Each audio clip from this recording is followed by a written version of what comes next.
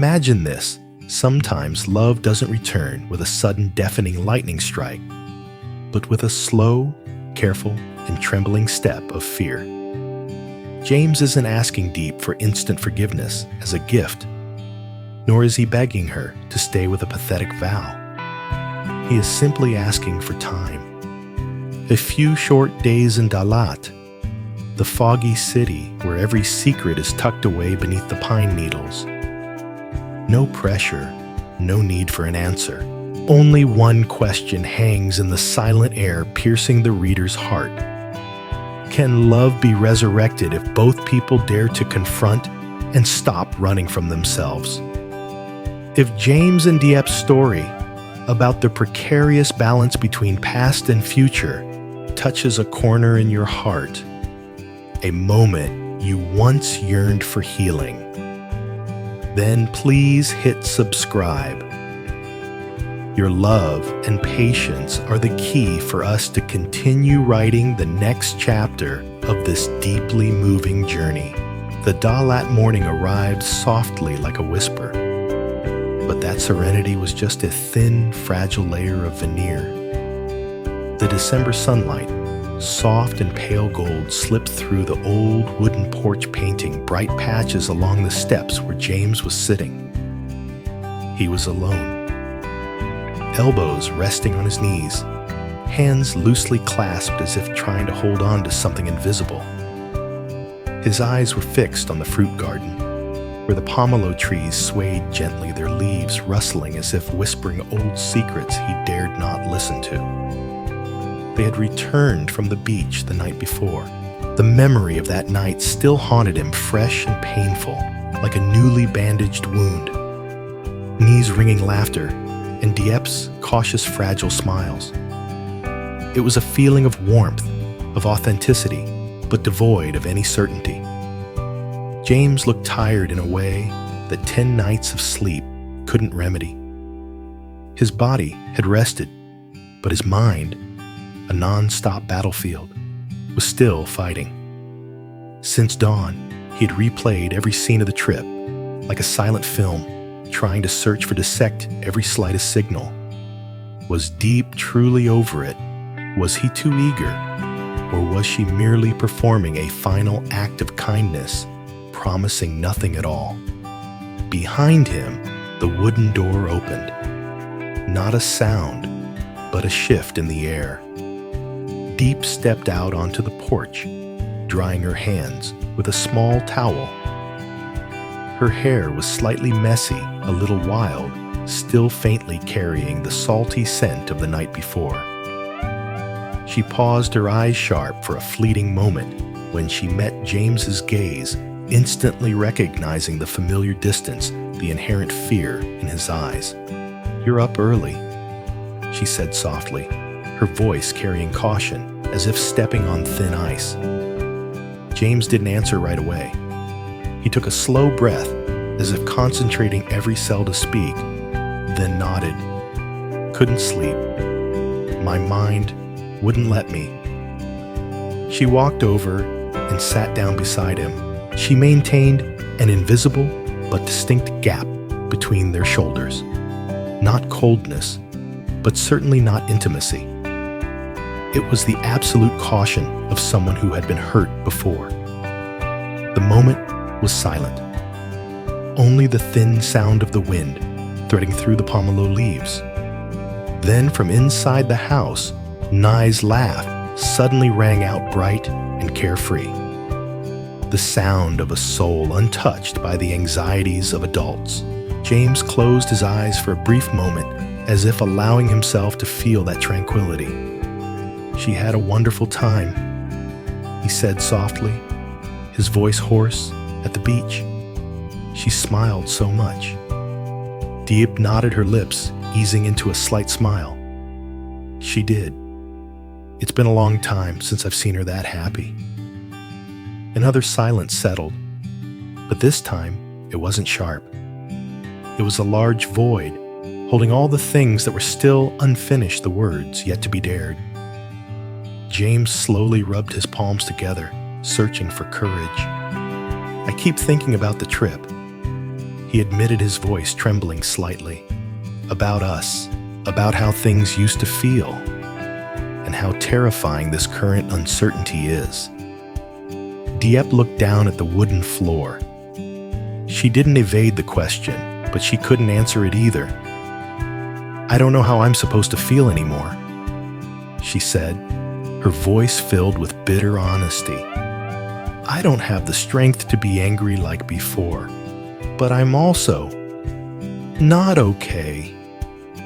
James turned toward her, very careful not to invade her personal space. I'm not asking you to be okay. He said, his words painfully firm, and I have no intention of rushing or forcing that. A cold gust of wind swept across the porch, carrying the typical scent of fruit and damp earth of Dalat.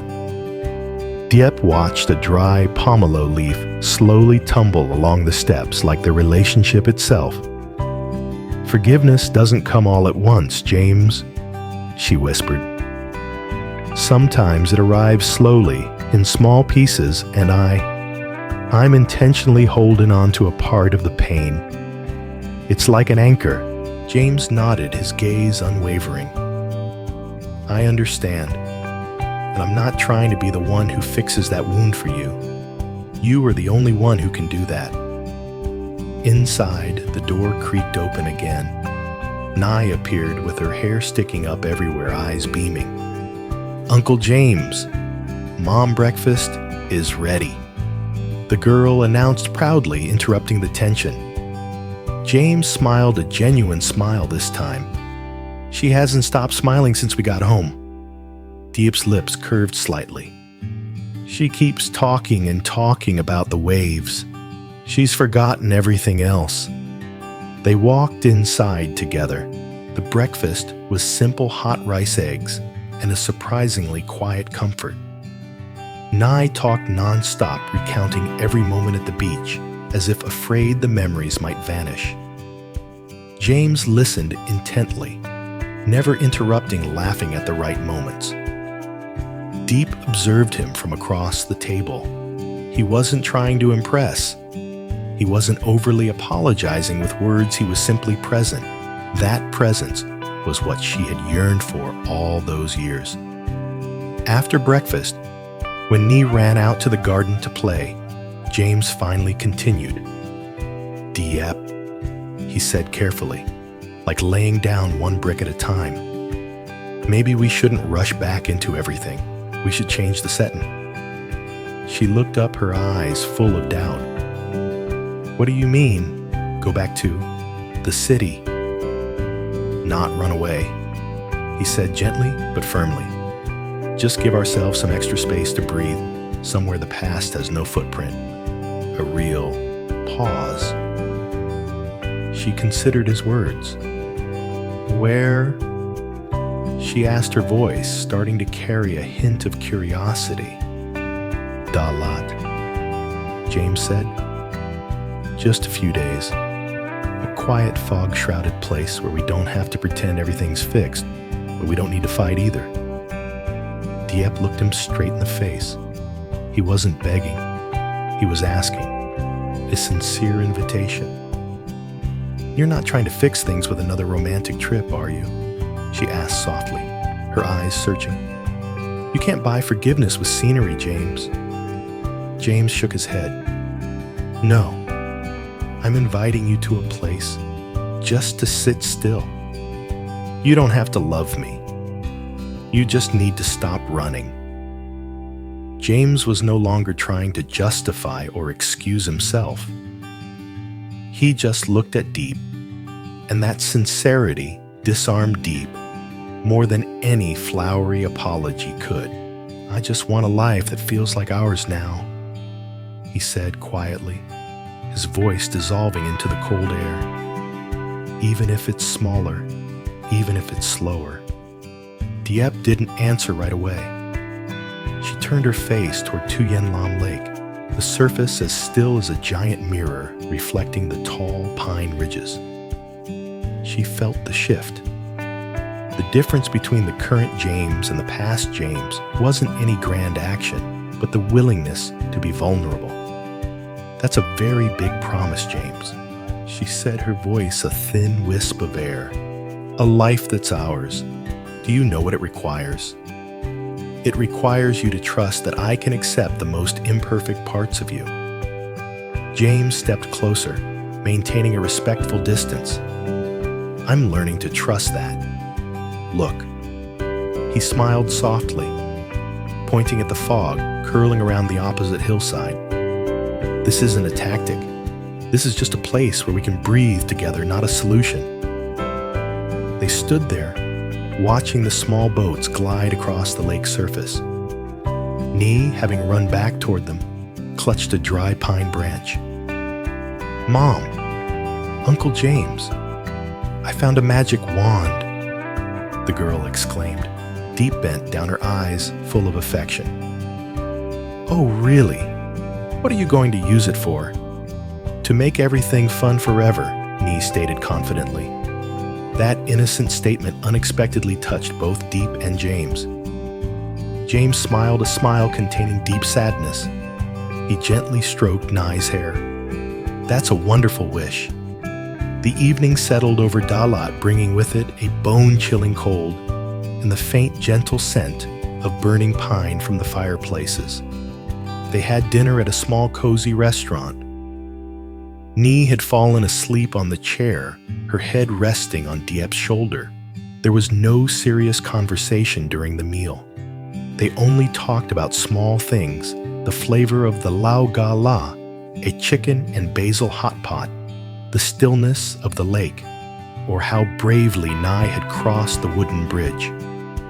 And it was these small things that brought safety.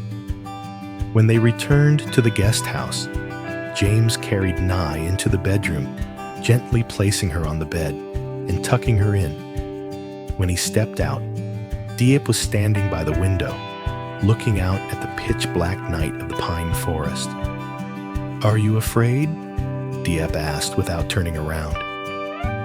James stopped, leaning his shoulder against the doorframe. Afraid of what? Afraid that when we actually stop running, we will discover that the brokenness is too big to fix, she said bluntly. Silence stretched out. The sound of the night dew falling was like a clock counting down. Yes, James admitted, his voice deeper than ever. I fear that every second, but I fear continuing a life without you beside me even more. He moved closer to her, but this time he didn't touch her. He placed his hand on the windowsill, just a few centimeters from hers. I hurt myself, and I hurt you by believing that silence was strength. But silence isn't peace. Silence is concealed indifference. I apologize for that indifference. Diep closed her eyes. She took a deep breath of the cold air, carrying the scent of pine and earth. She felt the warmth from his hand spreading toward her, even without contact. I don't want to go back to that house without an answer, she said. And I don't want to try to find it tonight. We don't need an answer tonight, James affirmed. We need a good night's sleep, knowing that tomorrow we will still be here and no one is leaving. They went to sleep in separate rooms, but the feeling of loneliness had been lessened. The next day, Dalat was still wrapped in its hazy coat, inviting slowness. They spent the morning wandering through Dalat Market, not shopping, just observing. James told her about a backpacking trip he once took as a student. It wasn't a story of success, but a series of foolish mistakes. Diep laughed a real open laugh without any hesitation. This is what I miss most about you, she said after the laughter faded. The ability to turn mistakes into self-deprecating humor. I forgot how to do that, James said, looking directly at her. I was too busy hiding the bigger mistakes. Afterward, They visited an old church where the light filtering through the stained glass windows dyed the space yellow. As they stood there, Ly suddenly ran up and hugged James's legs tightly. "Uncle James, I heard Mom praying," the girl whispered. James looked at Diep surprised. Her face was slightly flushed. "I wasn't praying for a grand wish," Diep said, her eyes meeting his. "I was just praying for clarity, that we have enough courage to accept the truth, whatever it is." In the afternoon, as the fog covered the valley, they rented a small boat on Tu Lam Lake. James rowed. Diep sat at the bow, with Ly sleeping on her lap. James rowed slowly. He watched Diep. The pale gold light of the late afternoon fell on her face, softening the lines that had once been so strained. "What is holding you back?" James asked, finally daring to pose the central question. Diep looked deep into him. "It's not what you did. It's the fear of what you will continue to hide if we go back." The boat drifted into a quiet area at the foot of the pine hill. James stopped rowing. "I can't promise I'll never make a mistake again." James said, his voice so painfully sincere, "But I promise this, I will never use silence as a shield again. I promise to open the door, no matter what is behind it." Diep bowed her head.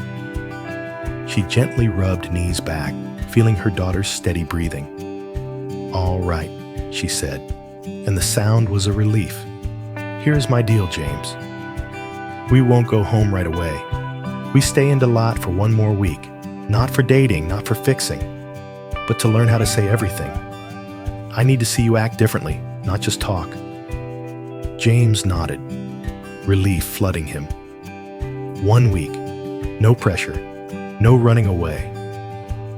But as the small boat turned back, a chilling feeling of anxiety suddenly crept over Diep. She looked toward the shore. There was a figure standing beneath the pine trees, seemingly observing them. A figure that was unfamiliar, yet created a deep sense of unease. The silence had been broken, but what new threat awaited them in Dalat? Who was the mysterious person watching them, where every secret was about to be revealed? The deal was made 1 week in Dalat. Not to seek a magical answer, but just to learn how to say everything and observe. James understood this was his last chance, and he decided not to try to impress.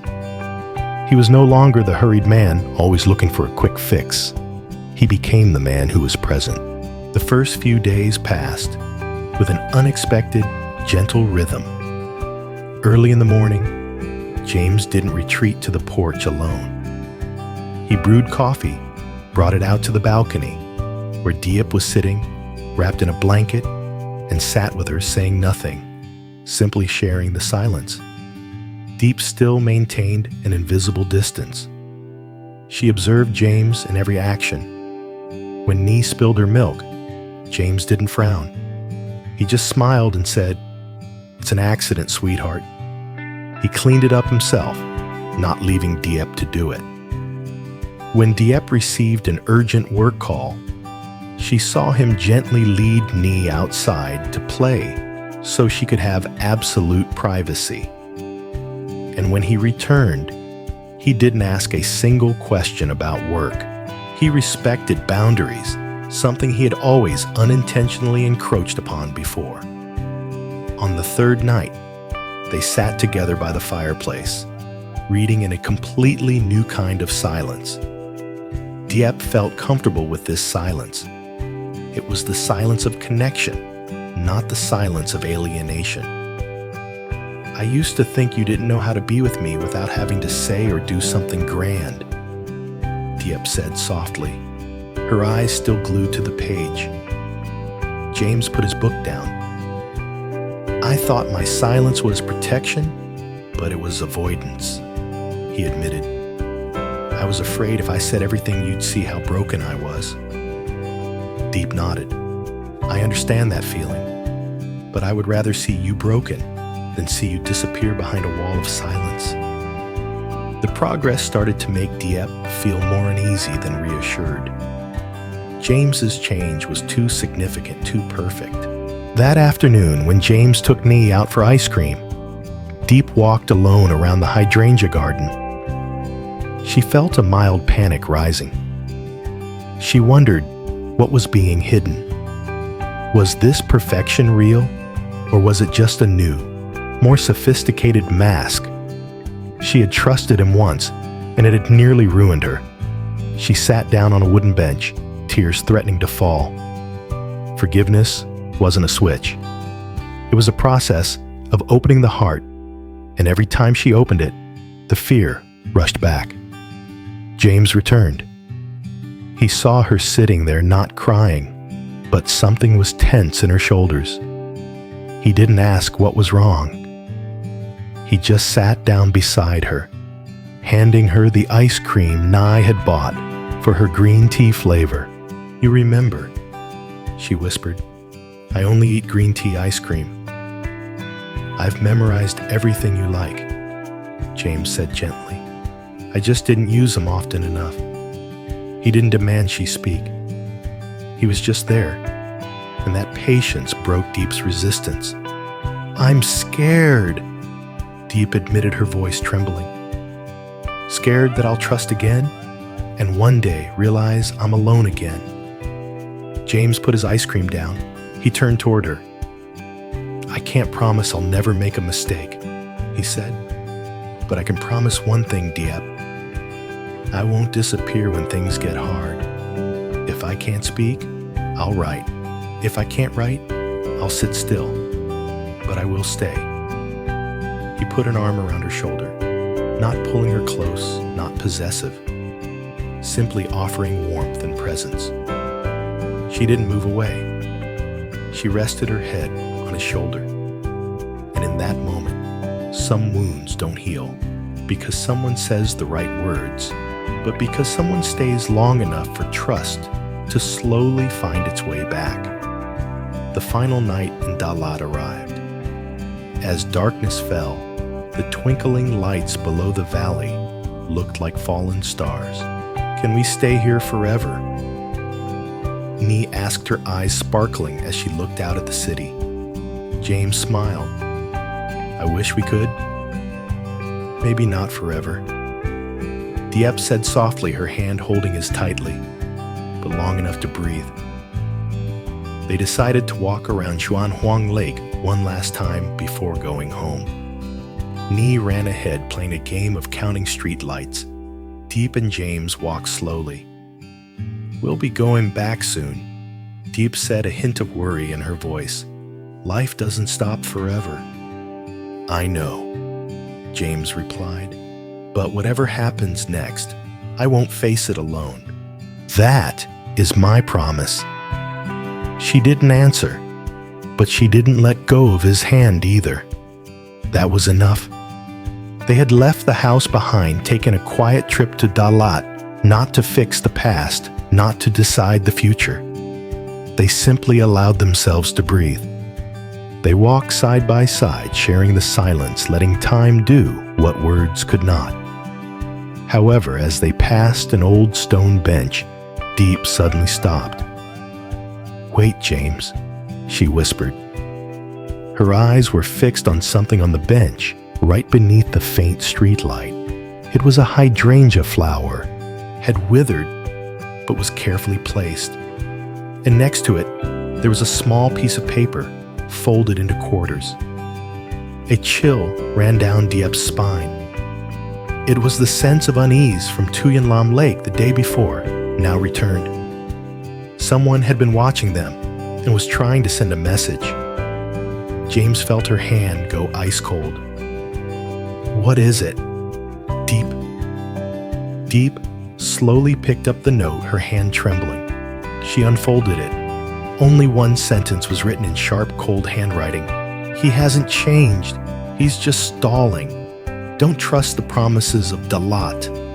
The entire peaceful space of the foggy city seemed to shatter.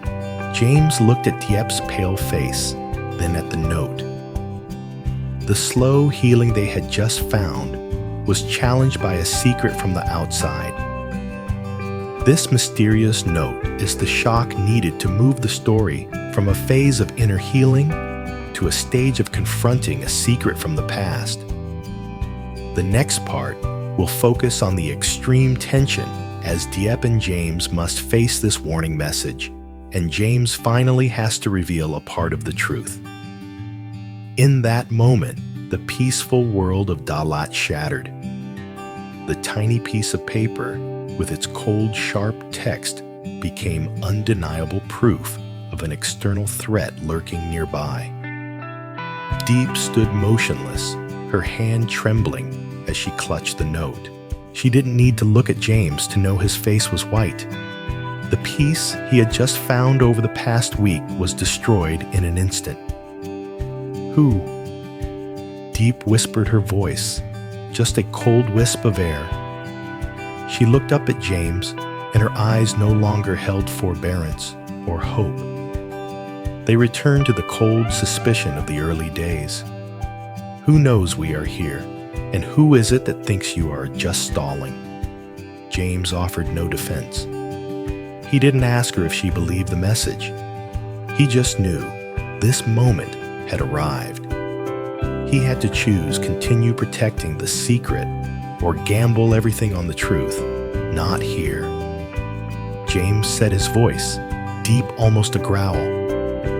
He took Diep's hand, not intimately, but to pull her away from the streetlight and potential surveillance. Ly still ran innocently ahead, singing a child's song. The contrast between the child's joy and the adult's storm was cruel. They returned to the guest house. James took Ly into the bedroom, ensuring the door was tightly shut. When he turned back, Diep was sitting on the sofa, her hands still holding the note like incriminating evidence. "You promised you wouldn't use silence as a shield anymore." Diep said, her eyes red with fresh hurt. "But you're still keeping secrets, aren't you, James? You brought another mess here, a mess I knew nothing about." James knelt down in front of her. He didn't try to touch her, respecting the invisible barrier she'd just erected. "It wasn't a stall, Diep," he said desperately, searching for clarity. "I was going to tell you, but I needed you to trust me first." "Trust?" Diep laughed bitterly. "By letting some stranger send me a warning message in Dalat." James took a deep, heavy breath. He looked at the note in her hand, then directly into Diep's eyes. "This person is related to my former company, or more precisely to its collapse." Diep was stunned. "Your old company, I thought that was over the reason you distanced yourself from me and Ly before." "Yes, but it didn't end the way I told you," James admitted. "When I said I was too stressed and lost control, that was only half the truth. The truth is, there was an internal investigation, and I was the one who provided confidential information to take down some higher-level colleagues." The room seemed to fall silent. Diep could barely breathe. The old betrayal and hurt suddenly felt smaller compared to the dangerous network James had thrown himself into. "You were the whistleblower?" Diep asked, trying to piece the fragments together. "I had no other choice. They were severely manipulating finances and Ly." James stopped, his eyes dark. "They tried to involve Ly in it. I had to choose between protecting my family and preserving my career secrecy. I chose Ly." Diep felt dizzy. This was no longer an emotional issue. This was a safety issue. "And this person, the one who sent the note, which of them is it?" "I'm not sure, but I suspect it's one of the people whose reputation was ruined. They think I sold them out. I've been living in fear that they would seek revenge not through legal means, but by destroying my life. And that's why you kept silent." Diep asked, her voice filled with deep disappointment. You thought you could protect me by pushing me away, by isolating yourself in silence. Yes, James almost yelled. I thought if I disappeared, they would only focus on me. I tried to create a distance so you and I would be safe. I was afraid if you knew you would worry too much and they would use you against me. You destroyed our marriage to try to protect it. Diep stood up, beginning to pace the room. You sacrificed my trust, James. You acted like a selfish, cold man, only for the truth to now come from a threatening note on a bench. James stood up, his face full of agony. I know. I was wrong. My worst choice was silence. I made myself your enemy instead of your ally. When I invited you to Dalat, I wasn't trying to stall. I was looking for a place safe enough for me to tell you the entire truth without causing immediate panic. He stepped closer, his eyes pleading for understanding. That's why I said I just wanted to stay. Because I knew that when you learned this, you would have every reason to leave. But I promised to stay no matter what you choose. The truth was revealed, but it brought with it a new wave of fear. Dalat was no longer a retreat. It was a setting for a threat. Diep looked at James. Her anger began to subside, replaced by extreme anxiety. This was a real crisis.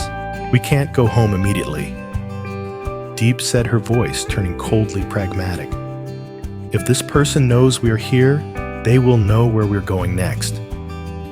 I've been thinking about that, James said. We can't return to the city. It's too easy to track. We need a plan. Not a stall, James, but an action plan. Diep sat down, trying to collect her thoughts. If they are seeking revenge, they won't stop until they achieve their goal. This was a sudden shift in roles. Diep was no longer the victim of emotional betrayal. She was a partner in this crisis. James's anxiety had transformed into a shared threat. And strangely, this created a stronger bond between them than any apology could have. We need to figure out who this person is, Diep decided. Do you have any clues? James shook his head. It could be anyone among those who lost everything when the company collapsed. I only know they are a very careful person who prefers not to show themselves. Diep picked up the note, examining the handwriting. This handwriting isn't rushed. It's very sharp. It was written by someone who wants to convey a threat effectively. They stayed up all night, not fighting over emotions, but building a defense plan. The quiet days in Dalat had prepared them with the patience and communication skills they had lost. Now they needed it more than ever. They didn't know what the future held, but for the first time in years, Diep and James were on the same side of the issue. Their love might have been bruised, but their unity in protecting their family was intact. Whatever happens, we face it together, Diep said, finally taking the initiative to touch James's hand, this time as an act of commitment. James squeezed her hand, his eyes filled with profound gratitude. Thank you for staying. However, as the Dalat dawn began to break, Diep realized another terrifying detail.